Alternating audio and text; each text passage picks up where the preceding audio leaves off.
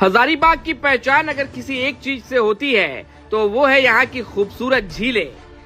यही वजह है जब भी कोई मेहमान हजारीबाग आता है तो उसे झील दिखाना यहाँ के लोगों की पहली प्राथमिकता होती है। लेकिन आज उसी पहचान पर जलकुंभी का कब्जा होता दिखाई दे रहा है। गांधी स्मारक के समीप स्थित झील की हालात देखकर ऐसा लगता है मानो ये कोई झील नहीं बल्कि हरी घास से ढका मैदान हो। झील का बड़ा हिस्सा जलकुंभी से पट चुका है। सबसे हैरानी की बात यह है कि झीलों की सफाई के लिए करीब 2 करोड़ रुपए की लागत से एक मशीन भी मंगाई गई थी, लेकिन जमीनी हकीकत इन दावों पर गंभीर सवाल खड़े कर रहे हैं। स्थानीय लोगों का कहना है कि जलकुंभी लगातार फैलती जा रही है और सफाई व्यवस्था सिर्फ कागजों तक सीमित नजर आती है। हजारीबाग लेक में इन दिनों वाटर हाइसिंथ से पानी दूषित हो रहा है, जिसके कारण बदबूदार हवा फैल रही है। झील परिसर में टहलने वाले लोगों को काफ़ी परेशानियों का सामना करना पड़ रहा है।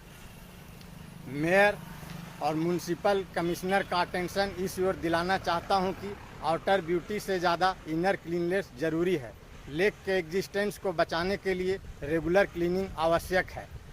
2 करोड़ की मशीन अभी सिर्फ 100 पीस बनी हुई है, जिसका प्रॉपर यूज होना चाहिए। समय रहते इन सब मामलों पर उप विकास आयुक्त एवं जिला प्रशासन का इफेक्टिव एक्शन जरूरी है, ताकि हजारीबाग वासियों की इस हृदय स्थली झील को बचाया जा सके। जलकुंभी की मोटी परत के कारण पानी में ऑक्सीजन का स्तर भी प्रभावित हो रहा है, जिससे मछलियों की मौत की घटनाएं सामने आती रहती हैं।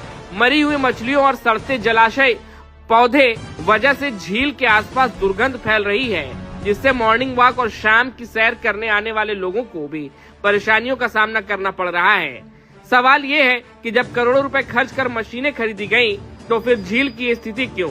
इस पूरे मामले को लेकर जब नगर निगम के मेयर अरविंद राणा से बात की गई तो उन्होंने स्वीकार किया कि झील में जलकुंभी की समस्या गंभीर है। मेयर ने आश्वासन दिया है कि जल्द ही विशेष अभियान चलाकर झील की सफाई कराई जाएगी और जलकुंभी को हटाने का कार्य तेजी से किया जाएगा। फिलहाल हजारीबाग के लोग उस दिन का इंतजार कर रहे हैं जब शहर की पहचान बनी ये झील फिर से अपने पुराने स्वरूप में नजर आएंगी, क्योंकि झील सिर्फ पानी का स्रोत नहीं बल्कि हजारीबाग की पहचान, पर्यटन और शहर की सांस्कृतिक विरासत का भी अहम हिस्सा है। नहीं, झील को लेकर 2 करोड़ का गाड़ी था, लेकिन केवल झील का ही नहीं, आप सड़क सफाई के लिए भी करोड़ों की गाड़ी खरीदी गई थी। मानसिकता, इच्छा शक्ति और भ्रष्टाचार के चक्कर में ये सारी वाहन बेकार खड़े हो गए हैं। हाँ, झील के लिए जो हमारा मशीन है वो चलता है।